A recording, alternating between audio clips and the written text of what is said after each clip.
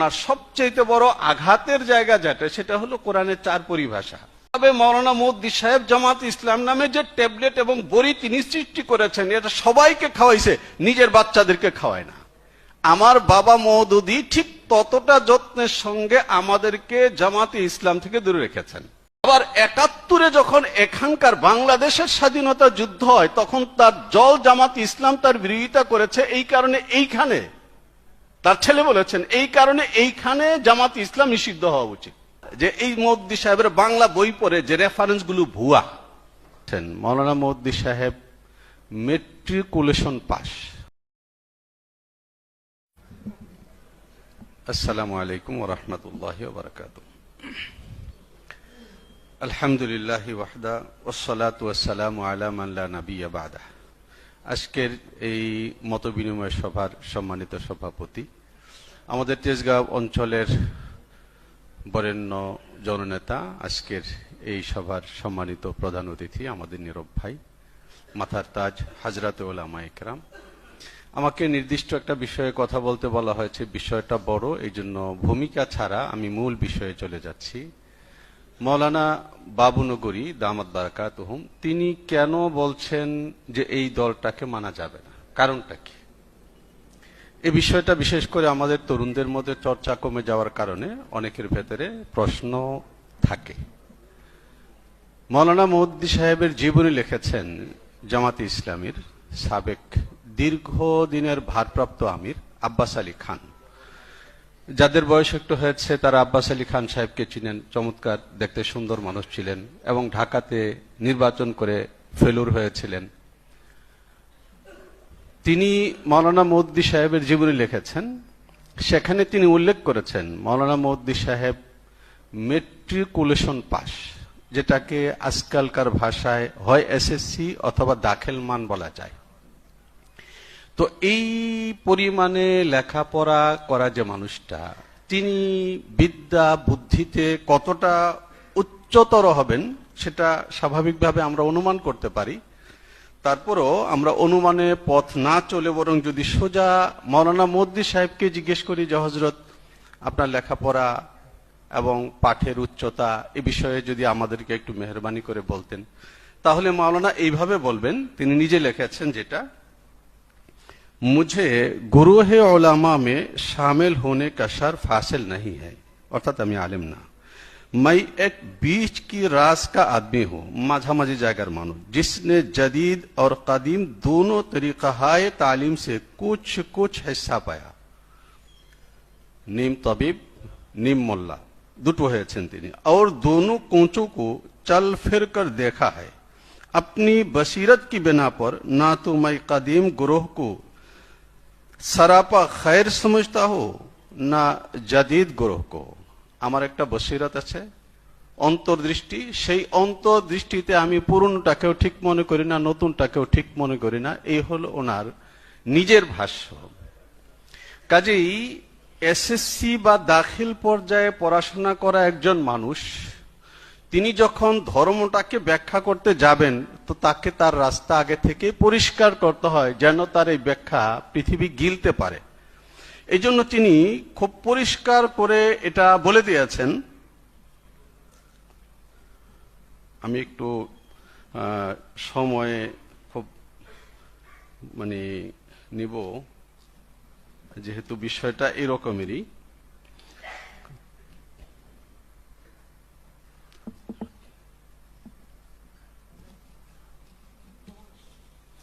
कुरान के लिए किसी तफसीर की हाजत नहीं।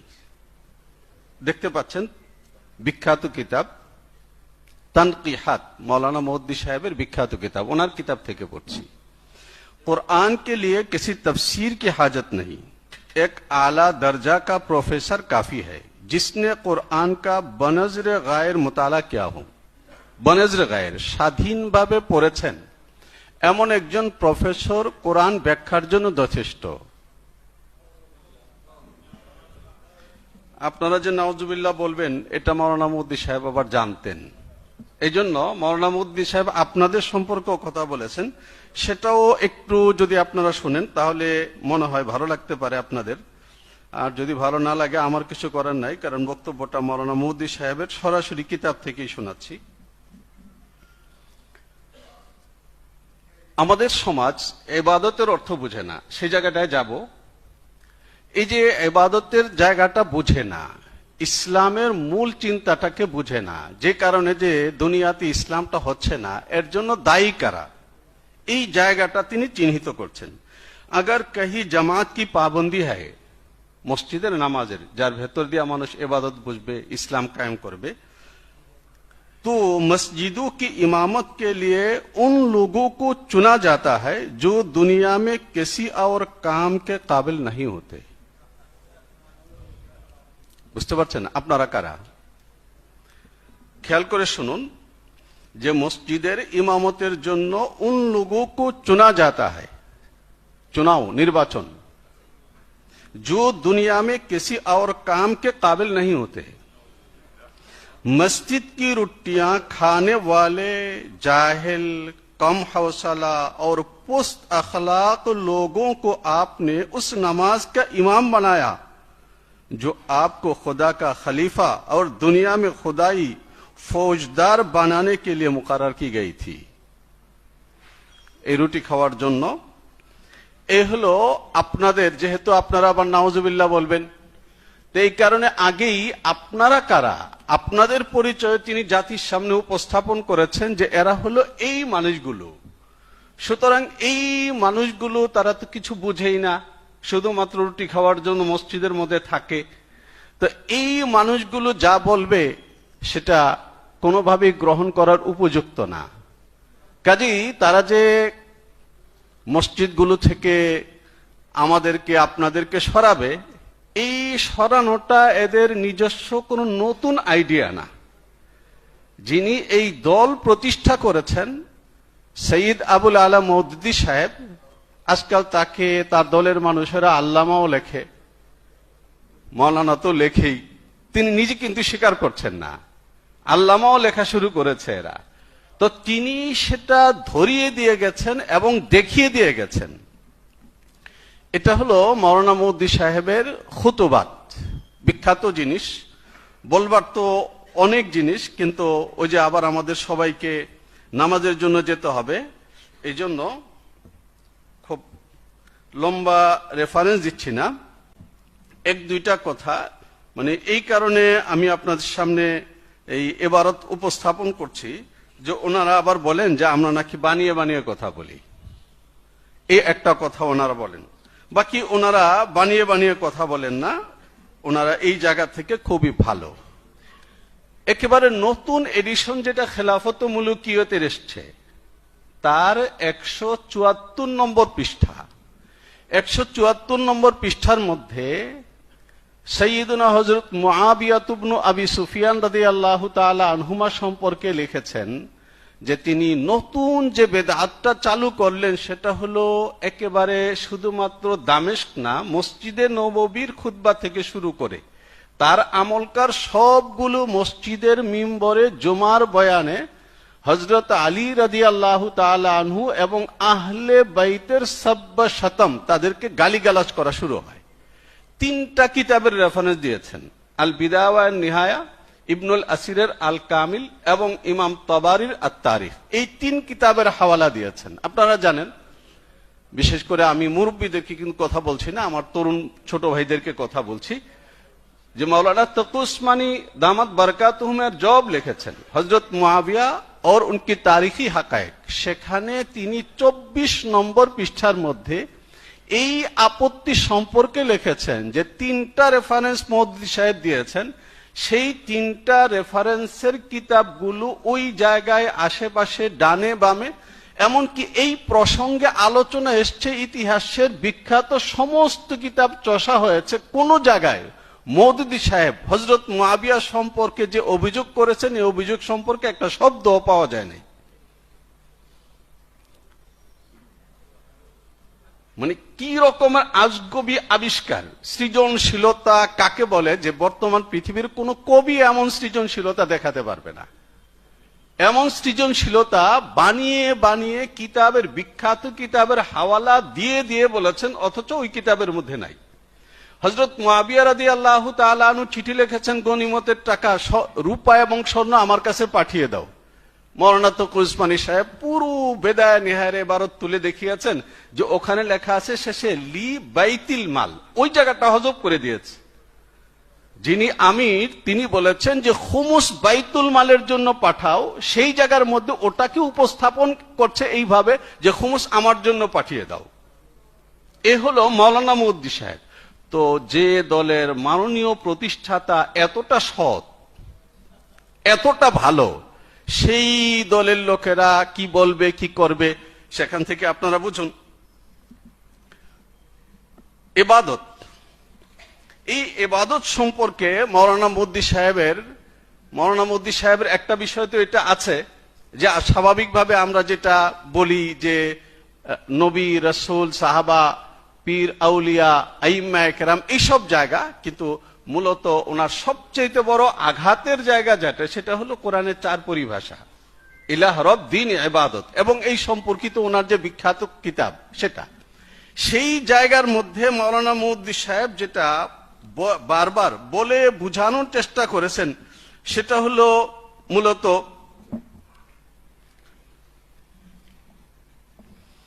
যে নামাজ, রোজা, হজ, যাকাত এগুলোকে যে আমরা ইবাদত বলি, আসলে এগুলো ইবাদত না। ইবাদতের আসল অর্থ হলো তিনি বলেছেন এতাত। যেহেতু উলামায়ে কেরাম এই জন্য শব্দটা খুব সহজে আপনারা ধরতে পারবেন, তিনি বলেছেন ইবাদতের আসল অর্থ হলো এতাত। তো এখন উলামায়ে কেরাম তো সাফ এটা জানেন, এই জন্যই আপনাদের গোড়া আগে কেটেছেন যে আপনারা এই ঝামেলাটা সৃষ্টি করবেন। যে এতাত যেটা শরীয়তে মুতাহহারার মূল জায়গা, কোরআনে কারীমের মধ্যে বলা হয়েছে আতিউল্লাহ ওয়া আতিউর রাসূল ওয়া উলিল আমরি মিনকুম। তাহলে এতাতের মধ্যে শিরক লাজেম, তাই না? শুধু আল্লাহর এতাত কোন ব্যক্তি করে, নবীর এতাত করে না, সে মুসলমান হবে? যদি উলুল আমরের এতাত না করে তাহলে মাসাইলে হাজিরার তো সমাধানই পাবে না। কাজেই এতাতের মধ্যে তো শিরক লাজেম, কিন্তু ইবাদতের মধ্যে, কাজেই ইবাদত কোনটা আর এতাত কোনটা, ওই যে উনি বলেছেন যে আমি এই তরফের না ওই তরফের না। এই কারণে তাফসীরে আবি সাউদ থেকে শুরু করে তাফসীরের বিখ্যাত প্রাচীন সব কিতাব, এমনকি আল্লামা শামী পর্যন্ত ইবাদতের মানা প্রকাশ করেছেন যে ইজহারু গায়াতিত তাজাল্লুল, এটা হলো হাকিকি ইবাদত। নামাজ, রোজা, হজ, যাকাত এগুলো হলো হাকিকি ইবাদত। উনি বলেছেন যে এগুলো হাকিকি ইবাদত না, বরং উনি কি বলছেন দেখেন, ইসলাম কা মকসুদে হাকিকি, ইসলামের মকসুদে হাকিকি কি, সেটা হলো মুখতাসার अल्फाज में मैं तो सिर्फ इतना कह देना ही काफी है कि वो मकसद इंसान, वो मकसद इंसान पर से इंसान की हुकूमत को मिटाकर खुदाए वाहिद की हुकूमत कायम करना है। যে মূল যেটা ইসলামের উদ্দেশ্য সেটা হলো মাখলুকের রাজত্ব সরিয়ে তারপর আল্লাহর রাজত্ব কায়েম করা, এটাই হলো মূল বিষয়। এরপর তিনি বলেছেন और नमाज, रोजा, हज, जाकात सब के सब उसी काम की तैयारी है, এর প্রস্তুতি। আর এটা বিখ্যাত, উনি বিভিন্ন কিতাবের মধ্যে বলেছেন যে নামাজ এটা হলো একটা ট্রেনিং, রমজান এটা হলো 1 মাসের একটা ট্রেনিং, নামাজকে বলেছে নিয়মিত ট্রেনিং কোর্স। এই সমস্ত ট্রেনিং কোর্সের দ্বারা কি হবে, মূল যেটা লক্ষ্য সেটা হলো ইসলামী রাষ্ট্র ব্যবস্থা, এটা কায়েম হবে। ইসলামী রাষ্ট্র ব্যবস্থা আমরাও বলি, কিন্তু নামাজ, রোজা, হজ, যাকাত উনি বলেছেন যদি ওইটা না হয় তাহলে এখানে ওনার বক্তৃতার মধ্যে উনি উল্লেখ করতেছেন তাহলে ওই ব্যক্তির নামাজ, রোজা, হজ, যাকাত একটাও কবুল হবে না, এগুলি সব ফালতু। অথচ হযরত রাসূলুল্লাহ সাল্লাল্লাহু আলাইহি ওয়াসাল্লামের কথা ইমাম বুখারী রাহিমাহুল্লাহ তাআলা রওয়ায়াত করেছেন, মান আমানা বিল্লাহি ওয়া রাসূলিহি ওয়া আকামাস সালাহ ওয়া সামা রমাদান কানা হাক্কান আলাল্লাহি আন ইউদখিলাহুল জান্নাহ। আল্লাহর রাসূল তো এটা বলতেছেন, যার ঈমান আছে এবং যে নামাজ পড়ে, যে রোজা রাখে, সে জান্নাতি হবে। এরপরে ক্লিয়ার করছেন জাহাদা ফি সাবিলিল্লাহ আও জালাসা ফি আরদিহি আল্লাতী বুলিদা ফিহা, সে জিহাদ করুক আর জিহাদ না করুক, কিন্তু মাওলানা মুদ্দি সাহেব বলছেন যে জিহাদ না করে তাহলে ওই ব্যক্তি নাজাত পাবে না, সে ইসলামের মূল স্পিডের মধ্যেই পৌঁছায় নাই। এই বিষয়গুলো অনেক লম্বা, এই বিষয়ের মধ্যে আমি আর সামনে যাচ্ছি না, সময় খুবই কম, আমি আপনাদের অস্থিরতাও লক্ষ্য করছি। এখানে একটা জিনিস আমি আপনাদেরকে দেখাচ্ছি, এটা একটা চমৎকার জিনিস।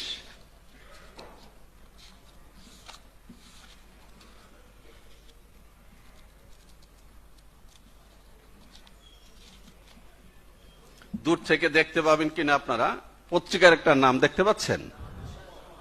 হ্যাঁ হ্যাঁ, সবাই তো চিনে ফেলেছেন। আমাদের সময় এটা একটা ইন্টারভিউ 2013 সালের। এই ইন্টারভিউটা যিনি দিয়েছেন তিনি মাওলানা মওদুদী সাহেবের ছেলে হায়দার ফারুক। ইন্টারভিউর শিরোনাম হলো নো জামাত হেফাজত, ইসলামের জন্য আল্লাহ যথেষ্ট। এখানে গুরুত্বপূর্ণ দুইটা তথ্য তিনি দিয়েছেন, প্রায় সব কথাই গুরুত্বপূর্ণ। তার মধ্যে একটা কথা হলো তিনি বলেছেন ইন্টারভিউতে যে মাওলানা মওদুদী সাহেবের সন্তান 9 জন। এই 9 সন্তানের এক সন্তানকেও তিনি ইসলামী শিক্ষায় শিক্ষিত করেন নাই, সবগুলোকে বাইরে পড়িয়েছেন। এবং এখানে তিনি আপনারা ছবি নিতে পারবেন, এখানে তিনি উদাহরণ দিয়ে বলেছেন যে একজন মদ ব্যবসায়ী ঠিক যতটা সতর্কতার সঙ্গে নিজে মদের ব্যবসা করে আর সন্তানকে তার থেকে দূরে রাখে, আমার বাবা মওদুদী ঠিক ততটা যত্নের সঙ্গে আমাদেরকে জামাতে ইসলাম থেকে দূরে রেখেছেন। মানে কি? ওই রোড প্রফেসর বলে যাদেরকে বড়ি বানায়, লিকচার দেয় না রাস্তায়, গাড়িতে উঠেও লিকচার দেয়, কিন্তু তার নিজের বাচ্চা অসুস্থ হলে ওষুধ খাওয়ায়, তার স্ত্রী অসুস্থ হলে ওষুধ খাওয়ায়, বাসে যেটা বিক্রি করে 2 টাকার ট্যাবলেট খেলে সব রোগ ভালো হয়ে যায়, খাওয়ায়। ঠিক তেমনি ভাবে মাওলানা মওদুদী সাহেব জামাত ইসলাম নামে যে ট্যাবলেট এবং বড়ি তিনি সৃষ্টি করেছেন, এটা সবাইকে খাওয়াইছে, নিজের বাচ্চাদেরকে খাওয়ায় না। এবং কে বলছেন, এই যে আমি পত্রিকা রেখে দিয়েছি, যে তার ছেলে বলতেছেন এটা। এবং এটা আমাদের কথা না, আমরা বলছি না, আমি এখান থেকে মানে শুধুমাত্র এখানকার কথাটা বলছি যে মওদুদী সাহেবের ছেলে এই হায়দার ফারুক বলছেন যে 47-এ যখন পাকিস্তান রাষ্ট্র হয়, মাওলানা মওদুদী তখন জীবিত, তিনি তার বিরোধিতা করেছেন, এই কারণে পাকিস্তানে অবশ্যই জামাতে ইসলাম নিষিদ্ধ হওয়া উচিত, তার ছেলে বলেছেন। আবার 71-এ যখন এখানকার বাংলাদেশের স্বাধীনতা যুদ্ধ হয়, তখন তার জল জামাত ইসলাম তার বিরোধিতা করেছে, এই কারণে এইখানে তার ছেলে বলেছেন এই কারণে এইখানে জামাত ইসলাম নিষিদ্ধ হওয়া উচিত। আমরা বলছি না, কিন্তু কে বলছে? মওদুদী সাহেবের ছেলে বলছে। এজন্য মাওলানা মওদুদী সাহেব এবং তার দলের লোকেরা তারা যা যা করছে খুব স্বাভাবিক একটা বিষয়, এটাই তারা করবার কথা ছিল। আমি ছোট ছোট 2-3টা কথা বলবো, লম্বা না, ভয় পাওয়ার কিছু নাই। তার মধ্যে একটা কথা হলো এই যে জামাতে ইসলাম করেন বাংলাদেশের এমন অনেক মানুষ আছেন, তারা আসলে জানেন না যে এই মওদুদী সাহেবের বাংলা বই পড়ে যে রেফারেন্স গুলো ভুয়া, এটা তারা জানেন না। এই জন্য আমি মনে করি যে উলামায়ে কেরামের একটা গুরুত্বপূর্ণ কাজ হলো, শেখ জাকারিয়া রাহিমাহুল্লাহ তাআলা লিখেছেন, মাওলানা ওয়াহিদুদ্দিন খান লিখেছেন, শাইখুল ইসলাম হুসাইন আহমদ মাদানী রাহিমাহুল্লাহ তাআলা লিখেছেন, মাওলানা তকি উসমানী লিখেছেন, মাওলানা মনজুর নোমানী লিখেছেন, সৈয়দ আবুল হাসান নদভী লিখেছেন, লম্বা তালিকা। আমাদের কাজ হলো এগুলো ধরে ধরে যারা না বুঝে জামাত ইসলাম করছেন তাদেরকে দাওয়াত দেওয়া এবং তাদেরকে এই বিপদ থেকে উদ্ধার করা, এটা আমাদের একটা গুরুত্বপূর্ণ কাজ। যদি আমরা না করি তাহলে আমরাও মানে এখানে অপরাধী হব। কেন আমরা আমাদের ভাইদেরকে বাতিলের হাতে এইভাবে ছেড়ে দিচ্ছি, এটা একটা কাজ।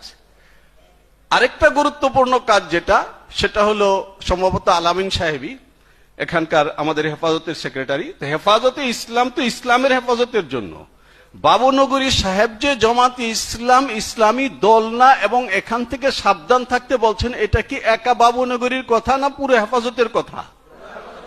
যদি পুরো হেফাজতের কথা হয় তাহলে হেফাজতের প্রত্যেকটা ইউনিট থেকে আওয়াজ তুলতে হবে যে এটা বাবুনগরীর একার কথা না, আমাদের সবার কথা, এটা ক্লিয়ার করতে হবে।